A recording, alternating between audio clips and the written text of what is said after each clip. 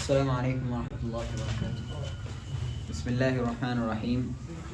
الحمد للہ رب العالمین والصلاة والسلام على سید الانبیاء والمرسلین وعلى آلہ واصحابہ اجمعین ومن تبعهم بإحسان الى یوم الدین. اما بعد فقد قال اللہ تعالی فی القرآن المجید اعوذ باللہ من الشیطان الرجیم بسم اللہ الرحمن الرحیم.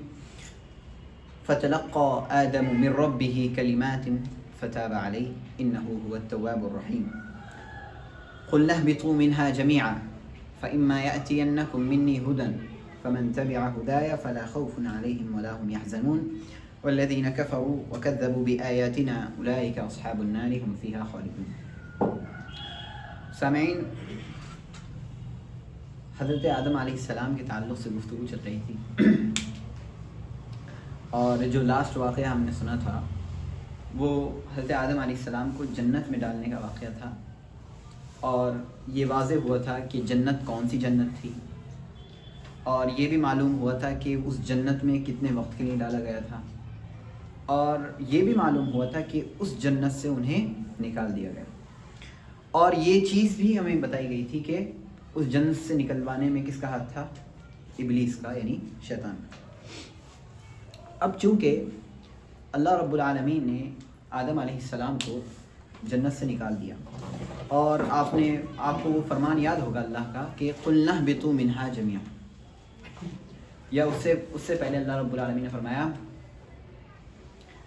فَأَزَلَّهُمَا الشَّيْطَانُ عَنْهَا فَأَخْرَجَهُمَا مِمَّا كَانَا فِيهِ وَقُلْنَا اهْبِطُوا بَعْضُكُمْ لِبَعْضٍ عَدُوٌّ. یہ آخری آیت ہم نے پڑھی کہ اللہ نے فرمایا کہ شیطان نے ان دونوں کو بہکایا اور انہیں کہاں سے نکلوا دیا؟ جہاں پر وہ تھے، یعنی جنت میں. اور وَقُلْنَا، اور ہم نے کہا اِهْبِطُوا، اتر جاؤ، بَعْضُكُمْ لِبَعْضٍ عَدُوٌّ، اس حال میں کہ تم میں کا بعض کا کیا ہے؟ دشمن. میں نے یہاں بتایا تھا کہ یہاں پر مراد ابلیس اور اس کی ذریت، اور آدم اور اس کی ذریت، آدم علیہ السلام اور ان کی ذریت مراد ہے، یعنی ان کی اولاد مراد ہے. ذریت مطلب اولاد، یعنی آدم علیہ السلام اور ان کی اولاد سے کہا گیا کہ تم بھی اتر جاؤ، اور شیطان اور اس کی اولاد سے کہا گیا کہ تم بھی اتر جاؤ، اور اس حال میں اترو کہ تم اس کے دشمن، تم اس کے دشمن، یعنی ہم کس کے دشمن؟ شیطان کے دشمن، اور شیطان کس کا دشمن؟ ہمارا دشمن. ٹھیک. اس کے بعد اللہ نے کہا وَلَكُمْ فِي الْأَرْضِ مُسْتَقَرٌّ، اب اترنا کہاں پر ہے آپ کو؟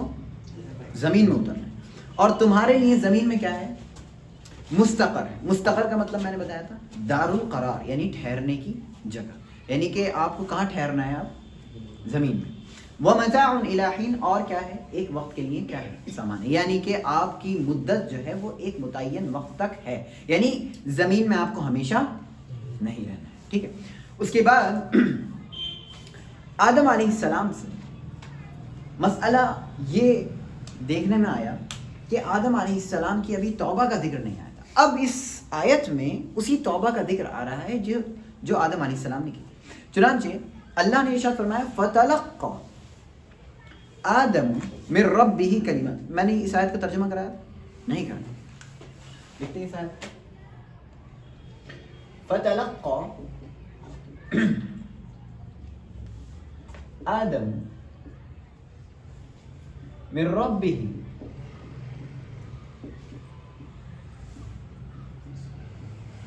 کلمات فتاب علیہ.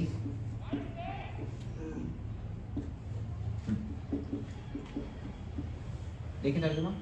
فتلقى، فا مانے تو، یا فا مانے پھر، یعنی اس کے بعد. تلقى مانے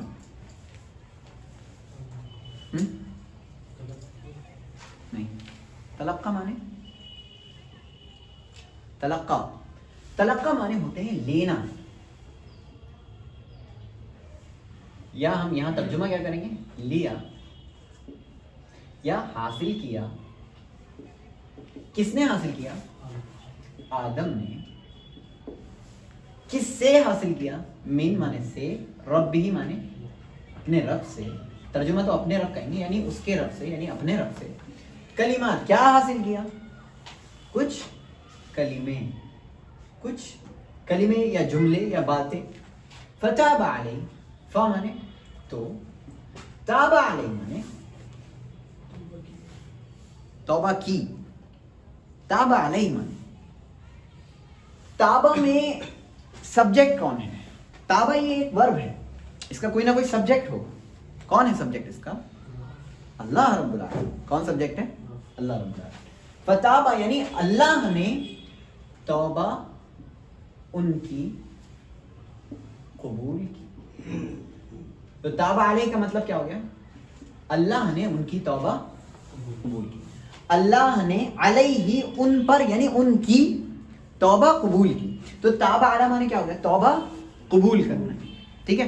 اور کس نے قبول کی؟ اللہ نے. تو اس کا سبجیکٹ کون ہے؟ اللہ. اور علیہ میں ہو ضمیر کس کی طرف جا رہی ہے؟ آدم علیہ السلام. کلیئر. اس کے بعد اللہ نے کیا فرمایا؟ انہو هو التواب الرحیم.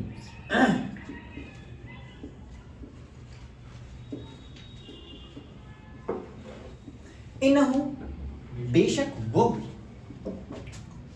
بے شک وہ. ہوا معنی بھی کیا ہوتے ہیں؟ وہ. التواب جی تواب مطلب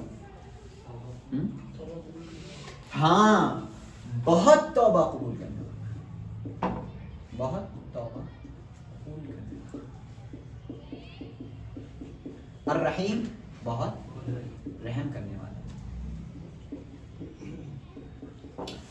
اب ترجمہ دیکھیں ذرا. پھر آدم علیہ السلام نے اپنے رب سے کچھ کلمات لیے تو اللہ نے ان کی توبہ قبول کی. بے شک اللہ بہت توبہ قبول کرنے والا اور بہت رحم کرنے والا ہے. کلیئر. اللہ نے فرمایا فتلقا. تلقا معنی میں نے آپ کے سامنے بات کی. تلقا معنی ہوتے ہیں لینا، کسی چیز کو حاصل کرنا. چنانچہ کیا حاصل کیا؟ کلمات حاصل کیے. کس نے حاصل کیے؟ آدم نے حاصل کیے. کس سے حاصل کیے؟ اپنے رب سے حاصل کیے. یہاں اللہ رب العالمین نے اپنا نام ذکر نہیں کیا. یہاں اللہ رب العالمین نے کیا ذکر کیا؟ رب. فتلقا آدم من رب. آدم نے کس سے لیے؟ اپنے رب سے. یعنی کہ آدم علیہ السلام نے یہ محسوس کیا کہ جنت میں میرے ساتھ جو بھی کچھ ہوا اس کا مالک کون ہے. سمجھ میں آ رہی ہے؟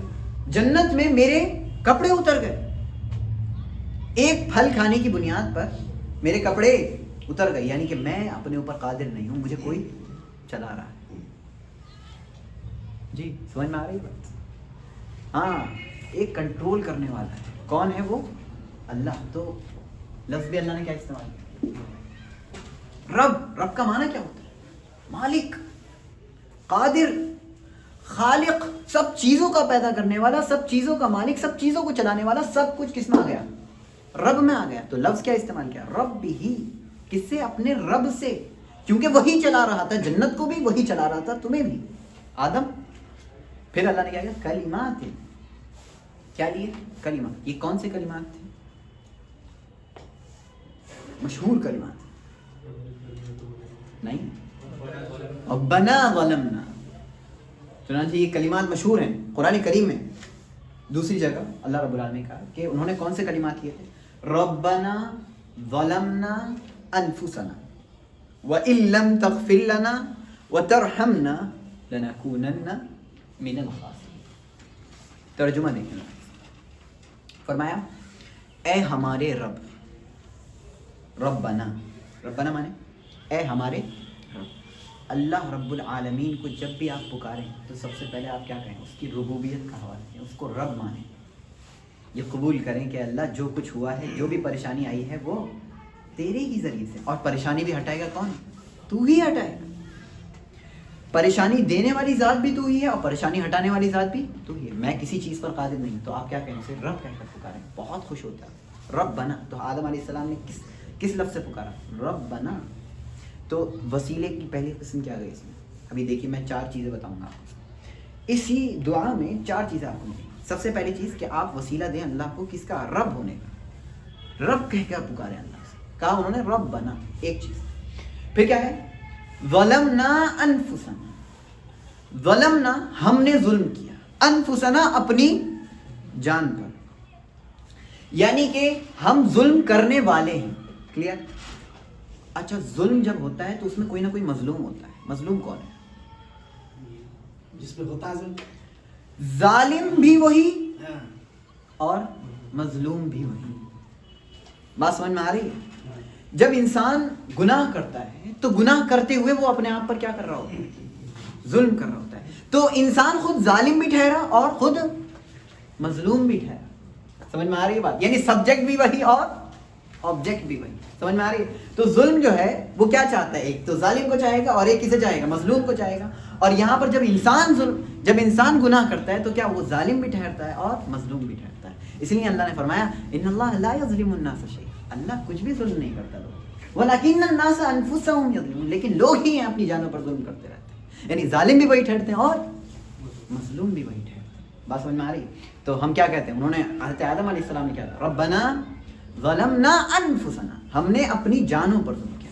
یعنی کہ آپ وسیلہ دیں اللہ رب العالمین کو، ایک تو اس کے رب ہونے کا، دوسرا آپ اپنے گناہوں کا اعتراف کریں، آپ اپنے گناہوں کو ایکسیپٹ کریں، قبول کریں. میں نے کچھ کیا ہے، غلطی ہے اللہ رب العالمین. یہ جو میرے اوپر عذاب آیا ہے وہ کس بنیاد پر آیا ہے؟ میرے ہی کرتوت کی بنیاد پر آیا ہے. کسی کو بلیم نہیں کرتا، میں اپنے آپ کو بلیم کر رہا ہوں. آج لوگ آتے ہیں جب گناہ کرتے ہیں، جب کوئی گناہ ہو جاتا ہے تو کس پر؟ دوسروں پر ڈال دیتے ہیں. کہاں آپ دوسروں پر ڈال رہے ہیں؟ آپ آئے یہاں تنہا ہیں، گناہ بھی تنہا کر رہے ہیں، ثواب اور عذاب بھی آپ کو مل رہا ہے، آپ ہی کو مل رہا ہے، کسی اور کو ٹرانسفر نہیں ہو رہا ہے. یہی چیز تو ہے، یہی چیز تو ہمیں دین سکھاتا ہے. یہ ٹرانسفرنگ سسٹم نہیں ہے. گناہ کیا تو آپ کو ملے گا نا، کسی اور کو تھوڑی ملے گا. بات سمجھ میں آ رہی؟ ربنا ظلمنا انفسنا. کلیئر؟ وَإِن لَّمْ تَغْفِرْ لَنَا وَتَرْحَمْنَا لَنَكُونَنَّ مِنَ الْخَاسِرِينَ. دیکھیے وَإِن لَّمْ تَغْفِرْ لَنَا، یہاں اللہ کی قوت کو بتایا جا رہا ہے. اگر تو نے معاف نہیں کیا، وَتَرْحَمْنَا، اور اگر تو نے رحم نہیں کیا، لَنَكُونَنَّ مِنَ الْخَاسِرِينَ، پھر اپنی لاچارگی کو اظہار کیا. دیکھیے پہلے ربوبیت کا حوالہ دیا، رب مانا، پھر اس کے بعد اپنے گناہوں کا اعتراف کیا، پھر اللہ کی قدرت کا اظہار کیا، اس کے بعد پھر کیا کہا؟ اپنی بیچارگی کا اظہار کیا. تو بیچارگی کا 2 مرتبہ اظہار ہو چکا ہے. پہلا رب ہونے میں بیچارگی کا اظہار ہے کہ رب تو ہے، میں نہیں. ظلمنا انفسنا میں کس کا؟ بیچارگی کا اظہار ہے، ہم نے اپنی جانوں پر ظلم کیا، میں بیچارہ ہوں، میرے پاس اب کوئی چارہ نہیں بچا، ظلم میں نے اپنی جان پر کیا. ٹھیک، بیچارہ. وَإِن لَّمْ تَغْفِرْ لَنَا وَتَرْحَمْنَا، مغفرت اور رحمت میرے پاس نہیں. اللہ کس کے پاس ہے؟ تیرے پاس ہے. میں مغفرت کا محتاج ہوں، وہ سب بھی تیرے پاس ہے. میں رحمت کا محتاج ہوں، وہ بھی تیرے پاس ہے. لَنَكُونَنَّ مِنَ الْخَاسِرِينَ، اگر ایسا نہیں ہوا تو کیا ہو جائے گا؟ خسارہ، نقصان اٹھاؤں گا میں، کیونکہ نقصان اور فائدے کا مالک میں نہیں ہوں. اللہ نقصان اور فائدے کا مالک تو ہے، تو ہی نقصان دے سکتا ہے اور تو ہی فائدہ پہنچا سکتا ہے. تو دیکھیے کتنی پیاری دعا ہے. سب سے پہلی دعا کس نے مانگی؟ حضرت آدم علیہ السلام نے. کس سے مانگی؟ اللہ رب العالمین سے. کس چیز کی مانگی؟ توبہ کی. اور شیطان نے توبہ نہیں کی. شیطان نے کیا کیا تھا؟ تکبر کیا. اللہ نے فرمایا انہ هو التواب الرحیم. اچھا یہ توبہ جو ہوتی ہے، جب اللہ کے تعلق سے توبہ استعمال ہو تو اس کے 2 معنی ہوتے ہیں. غور سے سنیے گا. جب اللہ رب العالمین کے بارے میں توبہ کا لفظ آتا ہے تو اس کے کتنے معنی ہوتے ہیں؟ 2. پہلی توبہ اللہ رب العالمین کی اس وقت ہوتی ہے جب بندہ گناہ کرتا ہے. بندے نے جب گناہ کیا، گناہ کے بعد توبہ کی توفیق، یہ پہلی توبہ ہے. اللہ رب العالمین کی کتنی توبہ ہیں؟ 2 توبہ، اور دونوں کا ذکر میں ابھی آپ کو بتاتا ہوں. ایک تو توفیق توبہ، دوسری ہے قبول توبہ. کتنی توبہ ہو گئی؟ 2 قسمیں. ایک ہے توفیق توبہ اور دوسری ہے کیا؟ قبول توبہ. توفیق توبہ کب ملے گی؟ جب گناہ کر دیا ہے انسان. تو اللہ رب العالمین اگر توفیق دے گا توبہ کی تب کرے گا وہ توبہ، ورنہ نہیں کرے گا. ایک چیز. اور جب توبہ کرے گا اس کے بعد توبہ قبول کرنے کا بھی اللہ رب العالمین کو حق ہے. تو وہ توبہ وہ بھی اللہ رب العالمین کے حق. تو کتنی توبہ ہو گئی؟ ایک تو توفیق والی کہ اللہ آپ کو توفیق دے کہ آپ ہاتھ اٹھا کر مانگے اللہ مجھے معاف کر.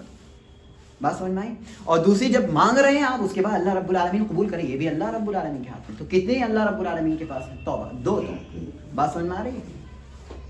توبۃ القبول اور توبۃ التوفیق. توفیق کب ملتی ہے؟ جی ہاتھ اٹھانے سے پہلے توفیق ملے گی آپ کو، تبھی آپ ہاتھ اٹھائیں گے، اور پھر اس کے بعد اللہ رب العالمین چاہے تو قبول کرے اور چاہے تو نہ کرے، لیکن اللہ رب العالمین بہت تواب ہے، وہ ایسے ہی قبول کر دیتا ہے. اس لیے اللہ رب العالمین نے تائب کا لفظ استعمال نہیں کیا. تابہ سے یہ لفظ جو ہے تابہ، اس لفظ سے اگر ہم سبجیکٹ بنائیں تو تائب بنتا ہے.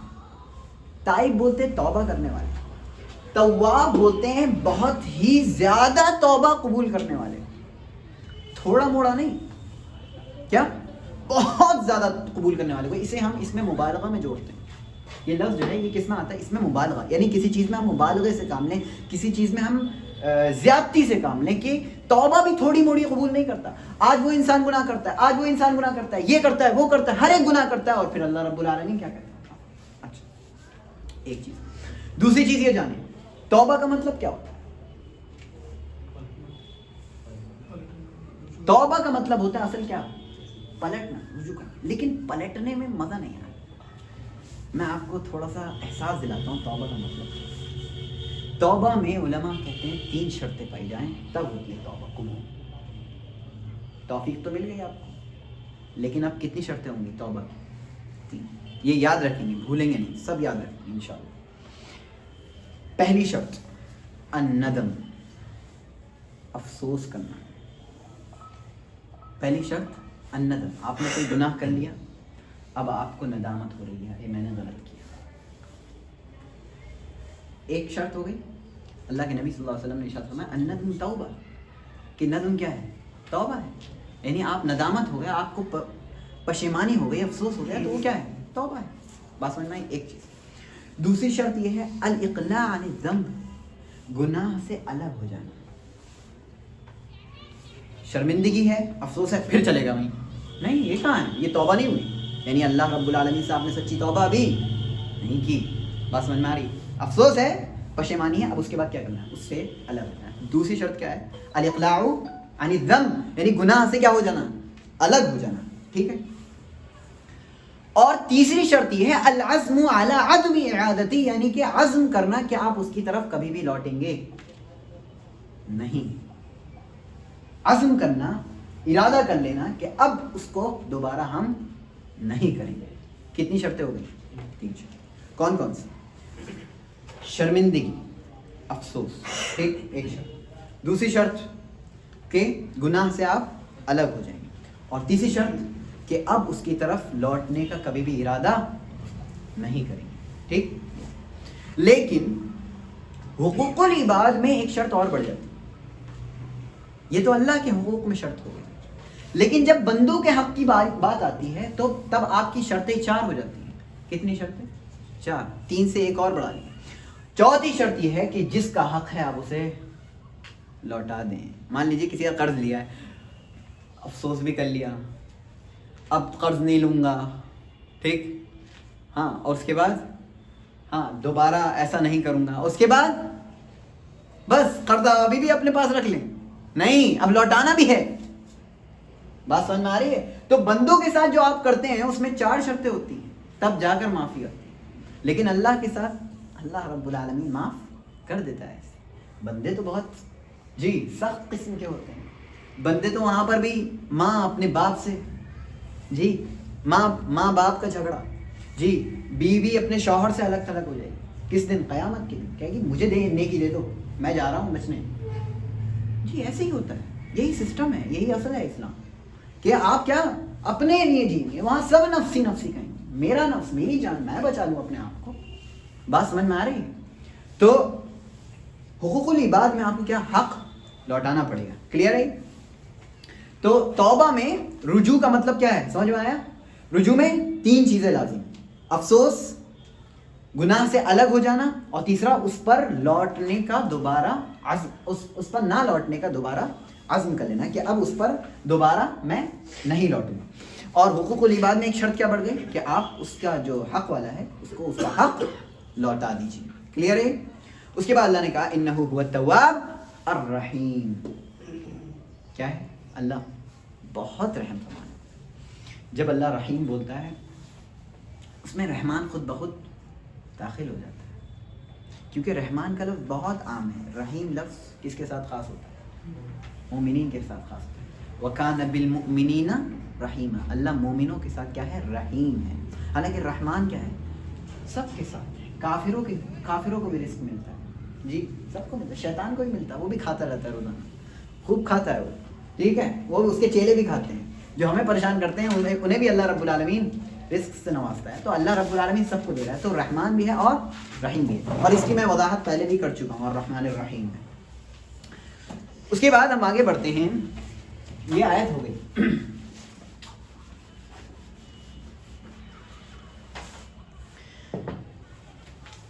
اللہ رب العالمین نے ارشاد فرمایا اس کے بعد کیا ہے؟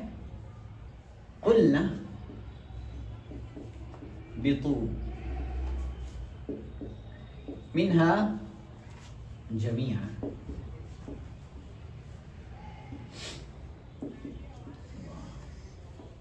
قُلْنَا بِطُوا مِنْهَا جَمِيعًا. قُلْنَا مانے ہم نے کہا, نہیں پھر کہاں ہے اس میں؟ کہاں ہے فا؟ ہاں نہیں, فقلنا نہیں, قلنا اهبطوا منها جميعا. اهبطوا ابھی آیا لفظ, اتر جاؤ. احسنت, اتر جاؤ. منها اس سے, کس سے؟ کسی اسکول بھی ہے. کس سے اتر جاؤ؟ جنت سے اتر جاؤ. اس سے سمجھ میں آتا ہے جنت کہاں ہے؟ اوپر ہے, اور یہ زمین کی بات نہیں چلتی. جميعا سب, یعنی تمام. ہم نے کہا تم سب جنت سے اتر جاؤ. فَإِمَّا يَأْتِيَنَّكُمْ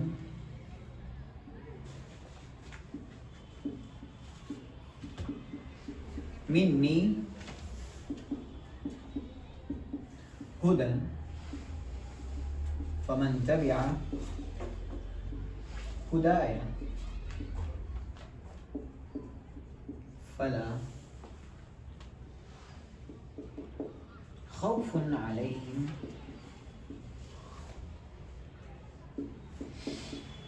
وَلَا هُمْ يَحْزَنُونَ.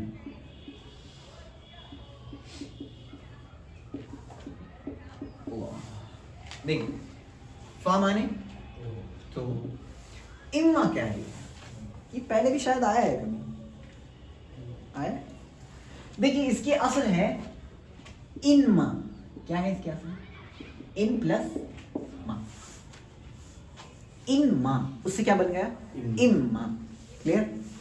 اس میں ایک تجوید کا قاعدہ لگتا ہے, اس لیے اما بنا ہے. لیکن یہاں پر یہ غور کریں, ان مانے کیا ہوتے ہیں؟ اگر. اگر. ان مانے اگر.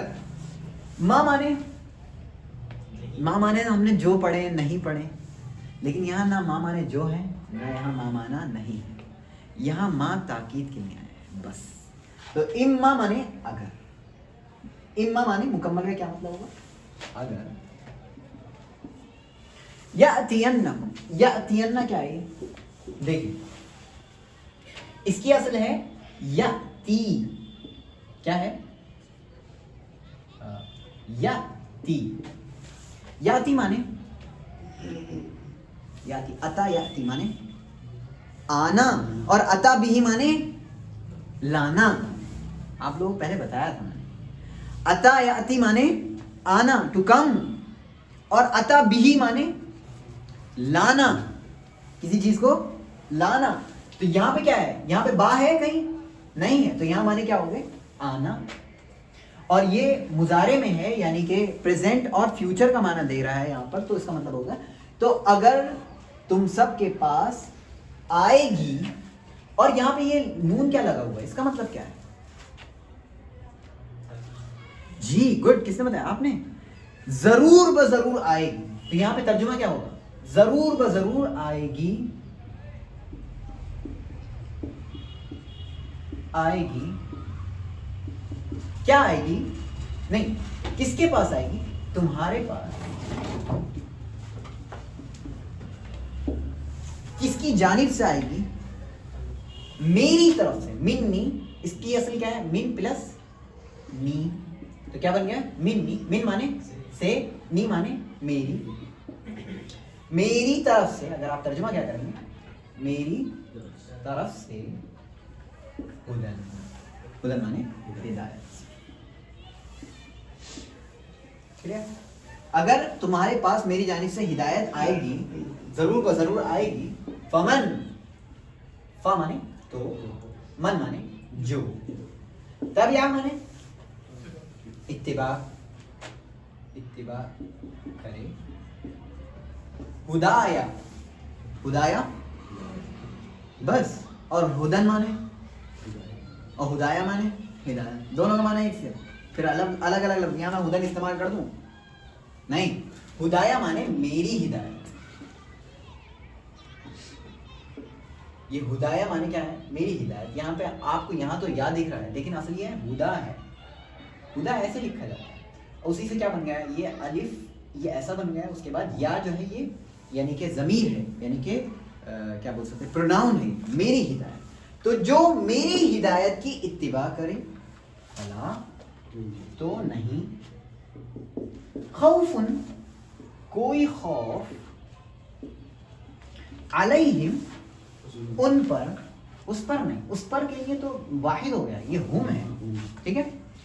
ولا اور لا نہیں, ہم وہ لوگ, یحزنون غمگین ہوں گے. ترجمہ دیکھیں, ہم نے کہا, کس نے کہا, اللہ سبحانہ, ہم نے کہا اہبطوا منہا جميعا, وہاں سے اتر جاؤ سب کے سب. پھر اگر تمہارے پاس میری جانب سے ہدایت آئے گی تو جو آئے, ترجمہ ہم کیا کریں, پھر اگر تمہارے پاس میری جانب سے ہدایت آئے تو جو میری ہدایت کی پیروی کرے گا تو نہ اس پر کوئی غم ہے, نہ اس پر کوئی خوف ہے, اور نہ ہی وہ لوگ غمگین ہوں گے. اس آیت کی شرح ذرا سن لیں. اللہ نے کہا قلنا, ہم نے کہا, ٹھیک. پھر کہا اہبطوا منہا, اہبطوا کس کس سے مخاطب ہے اللہ یہاں پر, اہبطوا تم سب اتر جاؤ. کون کون, کون کون چڑھا ہوا تھا اوپر, آدم اور ان کی اولاد, اور ابلیس اور اس کی اولاد, ٹھیک ہے. ابھی پیدا نہیں ہوئی تھی, لیکن ابلیس اور اس کی اولاد مراد ہے, ٹھیک ہے. آدم کی بھی اولاد کہاں پیدا ہوئی تھی, ابلیس, اور تمہاری ضروریت جو ہوگی وہ سب اتر جاؤ, اور آدم اور تمہاری ضروریت جو ہوگی وہ بھی اتر جاؤ. آدم حوا ابلیس, اگر آدم حوا ابلیس ہی کو مراد دیا جائے تب بھی تین بن گئے, تب بھی جمع کا صیغہ استعمال کیا جائے. تو اللہ نے جمع کا صیغہ استعمال, یعنی تم سب اتر جاؤ. منہا کہاں سے اتر جاؤ, جنت سے اتر جاؤ, ٹھیک ہے. جمیعاً یہ تاکید ہے, سب کے سب.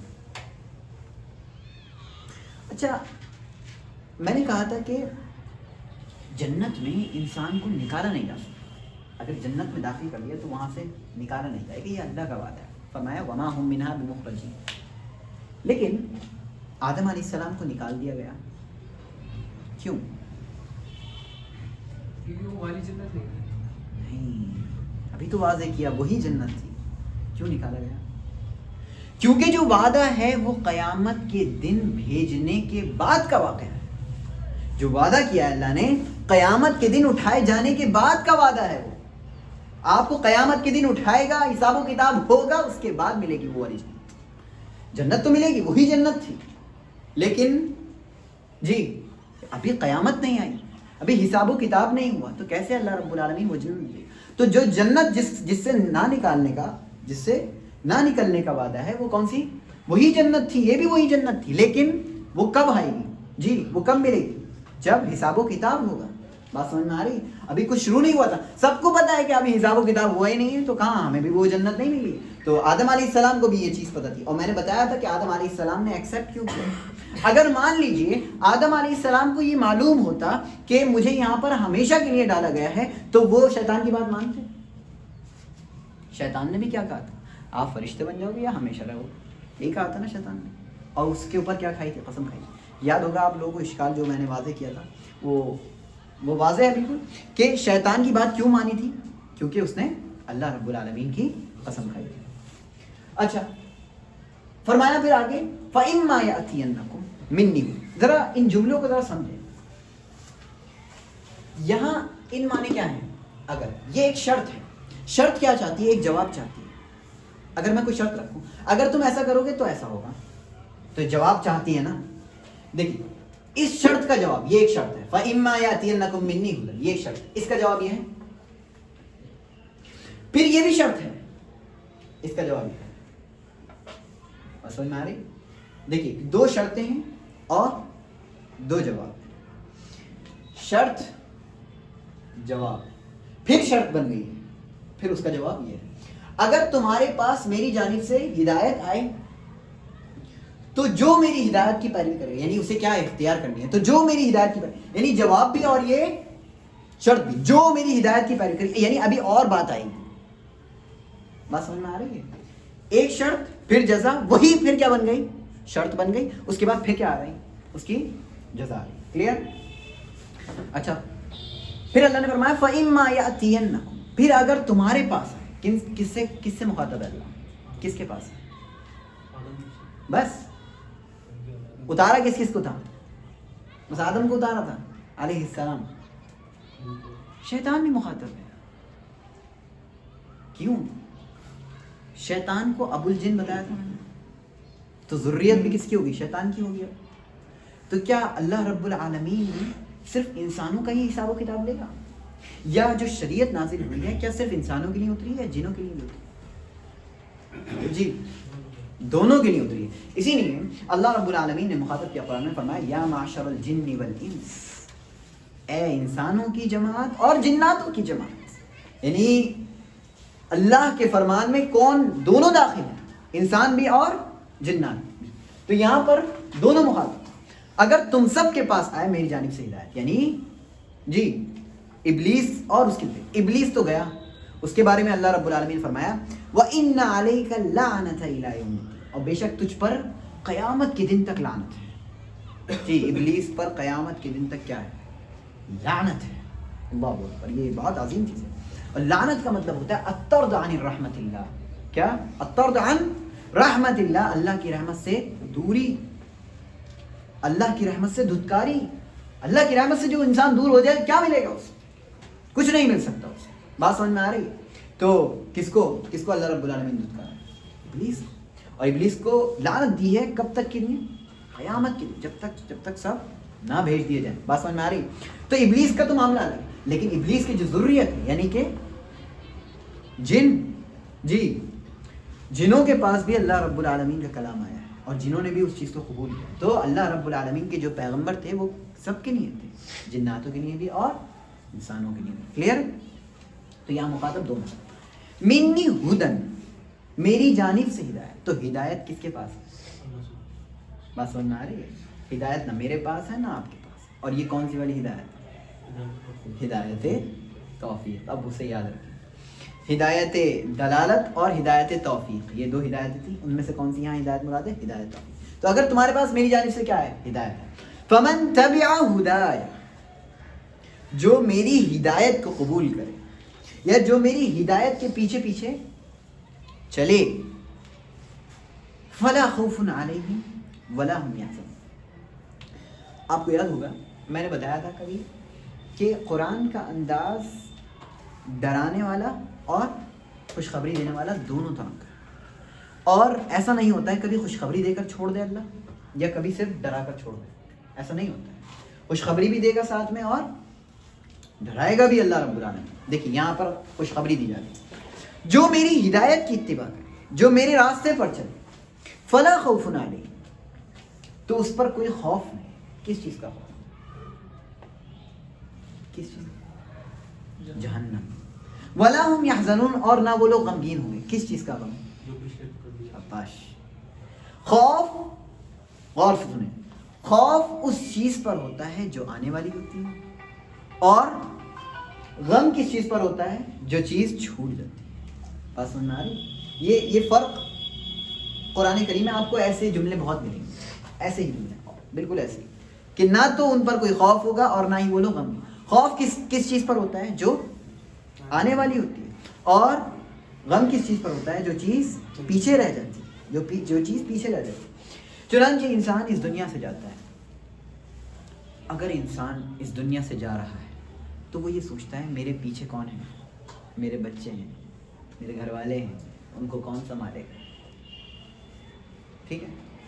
اور انسان جب دیکھتا ہے سامنے فرشتہ آ گیا اور خطرناک شکل کا دیکھ لیتا ہے، ہاں اب تو گیا، تو اب اسے کیا خوف لاحق ہوتا ہے؟ کون سا خوف؟ جی کس چیز کا خوف؟ جہنم کا، کیونکہ عذاب والا فرشتہ آ گیا اس کے سامنے، اسے محسوس ہو جاتا ہے اور وہ بھاگتا ہے. اس کی روح نکلنا نہیں چاہتی اس کے بدن سے، لیکن اس کی روح کو کھینچ کر نکالا جاتا ہے، کیونکہ اسے ہی معلوم ہوتا ہے کہ اب میرے لیے کیا ہے؟ جہنم طے ہے. بات سمجھ میں آ رہی ہے؟ لیکن جو ایمان والے ہوتے ہیں انہیں جب وہ سامنے دیکھتا ہے تو کہتا ہے خوف نہیں ہے، مجھے ڈر نہیں ہے، کیونکہ میرے سامنے کیا ہے؟ جنت ہے، اور میرے سامنے اتنا خوبصورت فرشتہ ہے. اور وہ غمگین بھی نہیں ہوتا ہے، کیونکہ اسے یہ محسوس ہوتا ہے کہ اللہ رب العالمین میرے بچوں کو سنبھالے گا، اللہ رب العالمین انہیں رزق دے گا. جس طرح اللہ رب العالمین نے اب تک مجھے اور میرے گھر والوں کو رزق دیا، ویسے ہی میرے مرنے کے بعد بھی اللہ ہی ان کا ذمہ دار اور کفیل ہوگا. یہ سوچ بن جاتی ہے کس کی؟ مضبوط ایمان والے کی. ورنہ تو لوگ روتے ہیں کہ ارے بڑے چھوٹے چھوٹے بچے تھے، چلے گئے. چلے گئے؟ آپ جن کو کہہ رہے ہیں وہ جو چلے گئے، ان کی بھی ذمہ داری اللہ کے ہاتھ میں تھی، انہیں بھی اللہ ہی دے رہا تھا. یہ تو آپ نے سوچ بنا لی ہے کہ آپ دے رہے تھے یا وہ دے رہے تھے. کوئی نہیں دے رہا تھا. کون دے رہا تھا؟ اللہ دے رہا تھا. بات سمجھ میں آ رہی ہے؟ تو ایک ایمان والا جب اللہ کی ہدایت کی پیروی کرتا ہے، اللہ کی ہدایت کو مانتا ہے، اللہ پر صحیح طریقے سے ایمان لاتا ہے، اللہ کو رب جانتا ہے، اللہ کو رب مانتا ہے، تو وہ یہ نہیں سوچتا کہ میرے جو پیچھے چھوٹ گئے اس کا کیا ہوگا. بات سمجھ میں آ رہی ہے؟ اور وہ یہ نہیں سوچتا ہے کہ اسے کیا ملے گی؟ جہنم ملے گی. ایسا کچھ نہیں ہوتا. اللہ رب العالمین اسے یہ احساس دلا دیتا ہے کہ فلا خوف علیہم ولا ہم یحزنون، نہ تو ان پر کوئی خوف ہے اور نہ ہی وہ جو چھوٹ گئے اس پر غمگین. بات سمجھ میں آ رہی ہے؟ یہ جملے جو ہیں یہ کس کے ہیں؟ بشارت کے جملے ہیں. اس میں خوشخبری دی جا رہی ہے. اب دیکھیے آگے،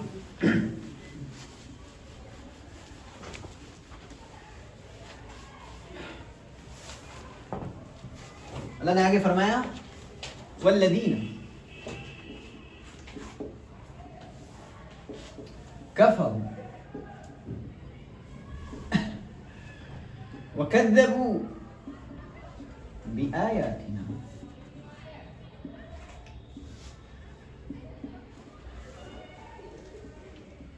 اولئک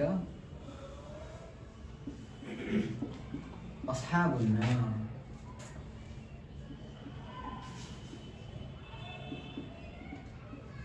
ہم فیہا خالدون.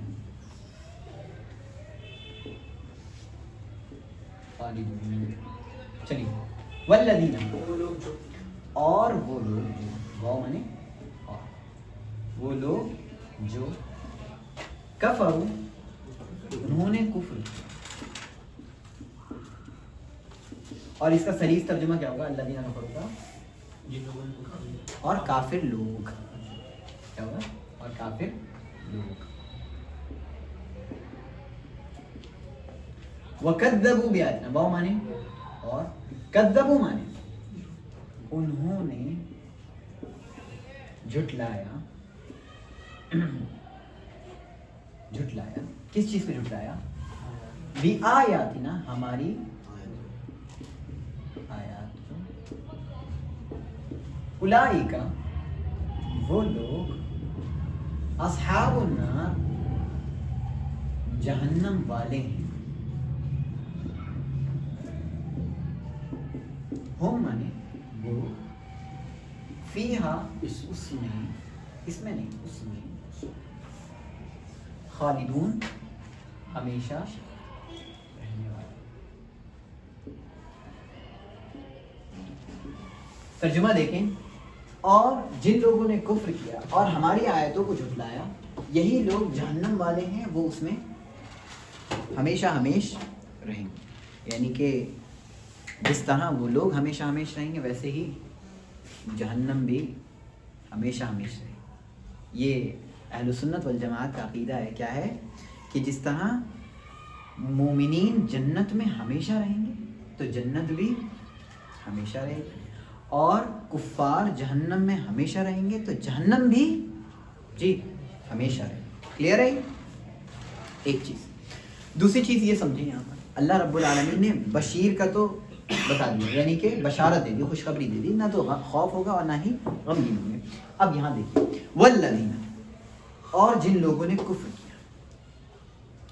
کفر کا مطلب کیا ہوتا ہے؟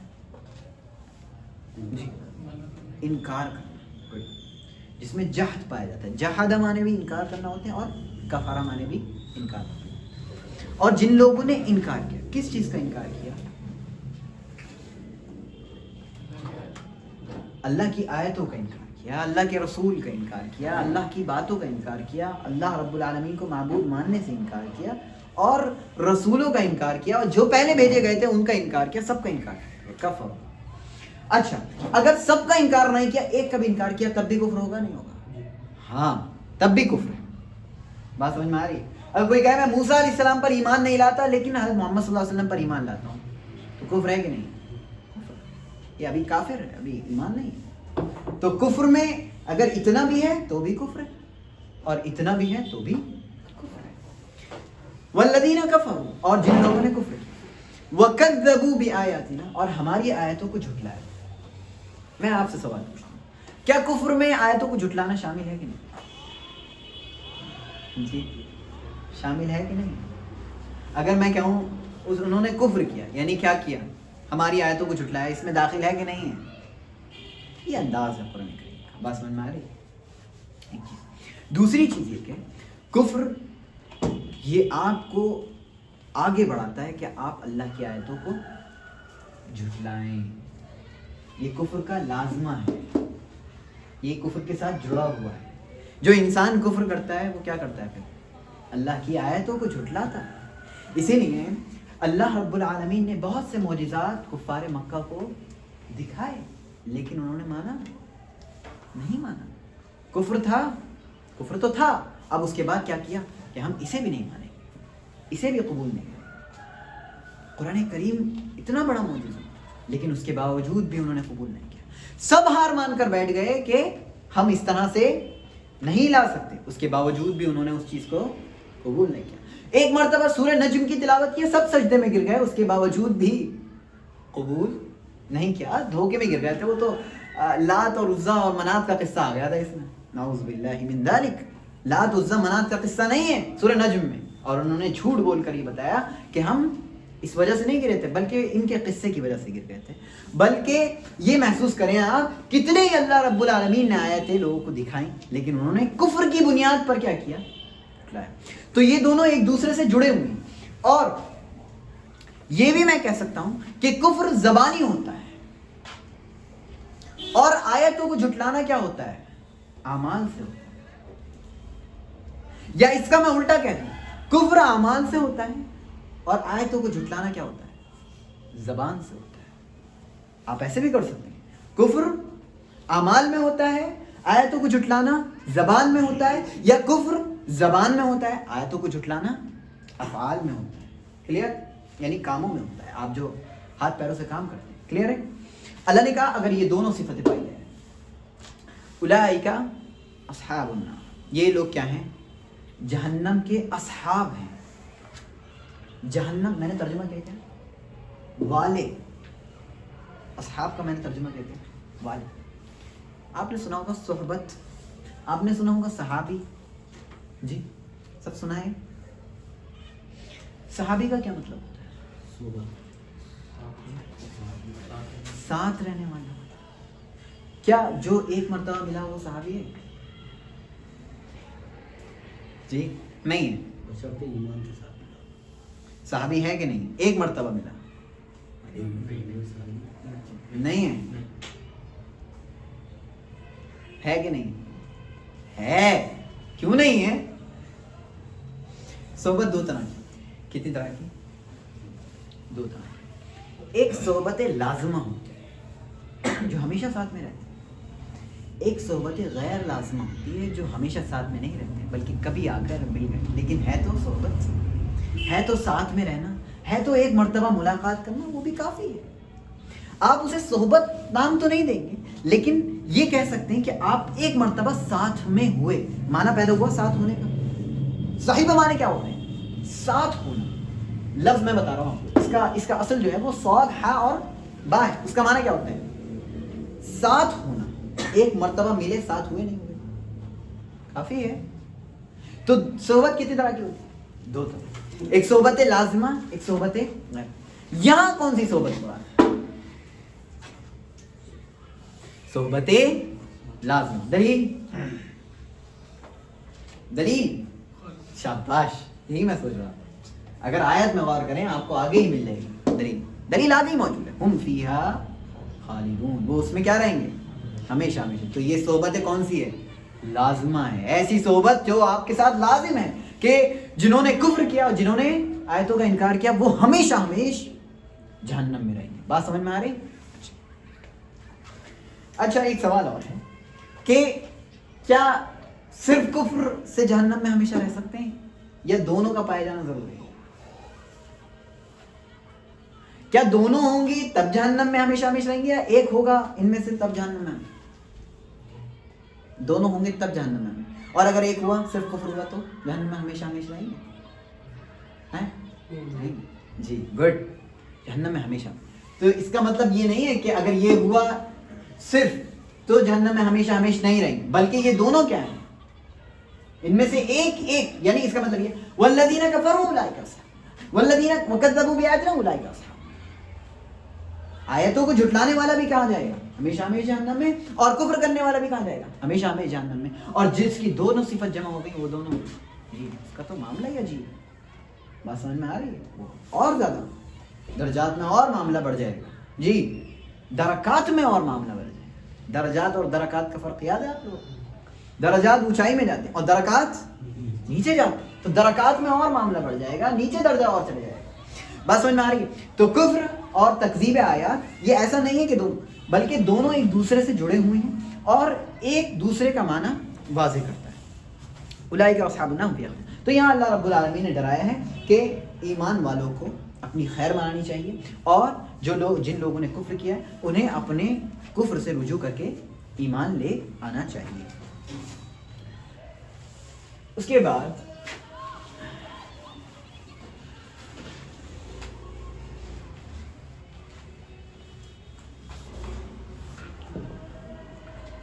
بعد اللہ رب العالمین نے ایک خاص قوم کا ذکر شروع کیا ہے. میں آیت نہیں لکھ رہا ہوں, تبھی ہم شروع کریں گے. میں تھوڑا سا ابتدا میں بتا دوں. اللہ رب العالمین نے آگے فرمایا یا بنی اسرائیل. یا بنی اسرائیل. بنی اسرائیل کون ہے؟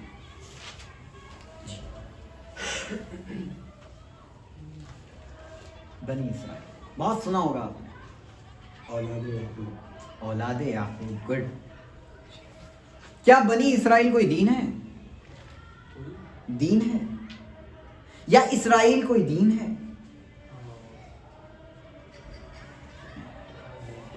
کوئی دین ہے. بنو اسرائیل میں کیا صرف یہودی داخل ہیں؟ جی, ہم نے تو سنا ہوگا کہ بنو اسرائیل کیسے بولتے ہیں؟ یہود. یہی سنا ہے نا, بہت مشہور ہے یہ تو. بنو اسرائیل یہود ہیں صرف؟ ایسا ہے نہیں, بلکہ کون کون ہے؟ سب ہیں. اور نصارہ پھر کون ہے؟ پھر وہ کون سے بنی میں ہے؟ جی بتائیں. دیکھیے پہلے ہم لفظ کا معنی سمجھ لیں. اسرائیل کا معنی ہے, ایل کا معنی اللہ کے, ایل بمعنی اللہ, اور اسرا معنی عبد. تو اسرائیل کا پورا معنی کیا ہو جائے گا؟ عبداللہ. ایل بمعنی اللہ اور اسرا معنی عبد, تو مکمل کیا معنی ہو جائے گا اسرائیل کا؟ عبداللہ. اسرائیل کہا جاتا ہے کہ حضرت یعقوب علیہ السلام کا لقب تھا, اور اسرائیل ہی سے قرآن میں انہیں پکارا گیا ہے. کس کو؟ حضرت یعقوب علیہ السلام. تو بنو اسرائیل کون ہے؟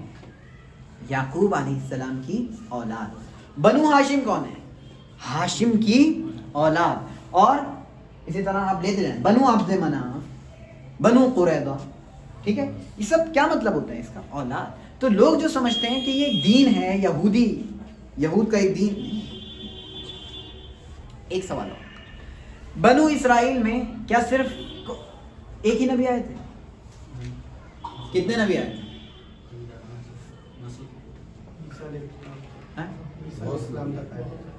عیسیٰ علیہ السلام تک۔ کیا عیسیٰ علیہ السلام بنو اسرائیل میں آئے تھے؟ بنو اسرائیل میں آئے تھے حدیث جی؟ قرآن کریم میں ذکر ہے باقاعدہ کہ ہاں وہ بنو اسرائیل ہے۔ وَإِذْ قَالَ عِيسَى ابْنُ مَرْيَمَ يَا بَنِي إِسْرَائِيلَ إِنِّي رَسُولُ اللَّهِ إِلَيْكُمْ، جب عیسیٰ ابن مریم نے کہا اے بنی اسرائیل، کس کو مخاطب کیا؟ اولاد یعقوب۔ قرآن کریم میں سب سے زیادہ جس قوم کا ذکر ہے وہ کون سی قوم ہے؟ بنو اسرائیل۔ بہت زیادہ ذکر ہے بنو اسرائیل، بنو اسرائیل، بنو اسرائیل۔ اور قرآن کریم میں بنو اسرائیل میں بھیجے جانے والے ایک نبی کا سب سے زیادہ ذکر ہے، حضرت موسیٰ علیہ السلام۔ موسیٰ علیہ السلام کا بکثرت ذکر ہے اور کہا جاتا ہے سب سے زیادہ انہی کا ذکر ہے۔ اور بنی اسرائیل کا بکثرت ذکر آیا ہے۔ کیوں آیا ہے؟ کیوں آیا ہے؟ اس کی کوئی وجہ؟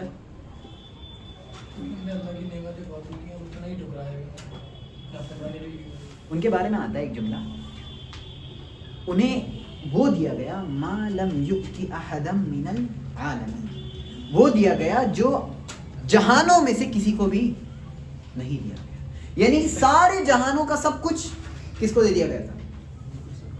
بنو اسرائیل۔ یہ بہت ذکر آیا ہے۔ اچھا، تو بنو اسرائیل سمجھ میں آیا؟ اولاد۔ اچھا، بنو اسرائیل نے بہت سے پیغمبر ہیں، چنانچہ حضرت موسیٰ علیہ السلام اور اسی طرح داؤد، سلیمان، یوسف، حضرت عیسیٰ خود، ہاں سب بنو اسرائیل۔ اچھا، اللہ رب العالمین نے بنو اسرائیل کو مخاطب کیا، یہاں کون مراد ہے؟ جی، کون سے بنی اسرائیل مراد ہیں؟ اس میں ہر ایک قسم کے لوگ داخل ہیں۔ بنو اسرائیل میں یہود بھی داخل ہیں، نصارہ بھی داخل ہیں، سب داخل ہیں۔ یہاں پر کون مراد ہے؟ یہاں صرف کون مراد ہے؟ یہود۔ کیونکہ آپ کو یاد ہوگا یہ سورت کیسی ہے؟ مدنی سورت ہے، بھول گئے؟ یہ مدنی سورت ہے، تو مخاطبین کون ہیں یہاں پر؟ یہود مراد ہے۔ بات سمجھ میں آ رہی ہے؟ تو سورت البقرہ چل رہی ہے، کوئی اور سورت تو نہیں چل رہی ہے، کہیں اور تو نہیں چلے گئے، سورت البقرہ چل رہی ہے۔ سورت البقرہ مدنی ہے، تو مخاطب کون ہے؟ مدینہ کے یہود۔ فرمایا یا بنی اسرائیل۔ اچھا، یہود کیوں نہیں کہا یا یہود؟ بنی اسرائیل کیوں کہا؟ یہ میں سارے اشکال بتا رہا ہوں، اس کے بعد نہیں آنے چاہیے اشکالات۔ جی،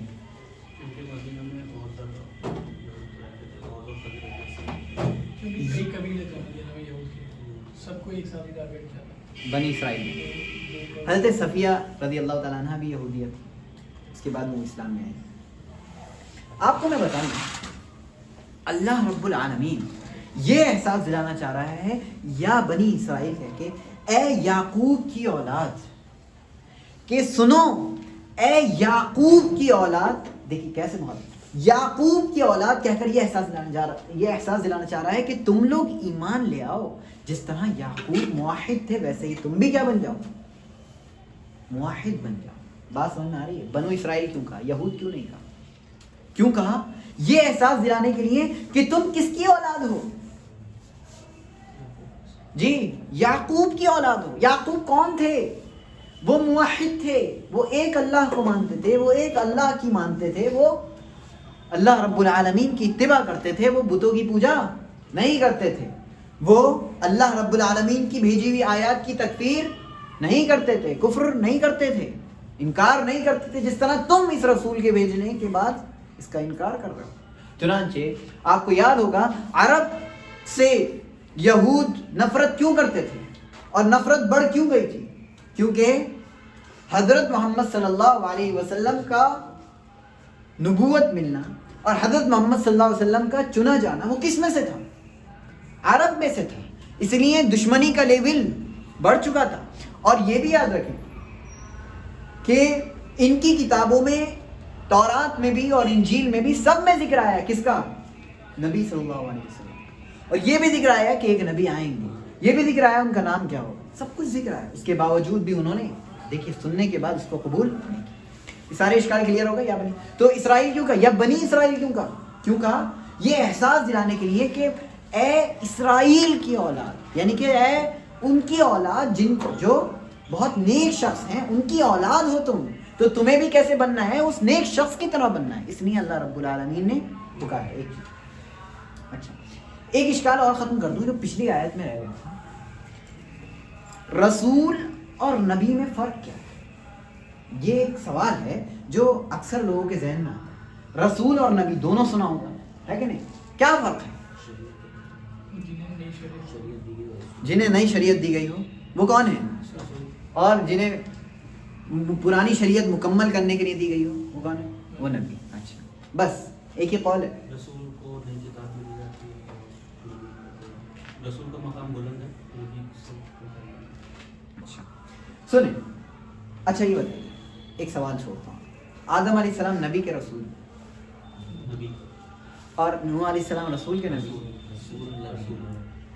رسول اور نبی دونوں. ہر نبی رسول ہوتا ہے, ہر رسول نبی ہوتا ہے. اچھا سنیں, اس مسئلے میں 3 اقوال ہیں, میں آپ کے سامنے رکھتا ہوں. نبی اور رسول میں ابتداءً بعض علماء کہتے ہیں کوئی فرق نہیں, ہر نبی رسول ہے اور ہر رسول نبی. پہلا, ٹھیک ہے.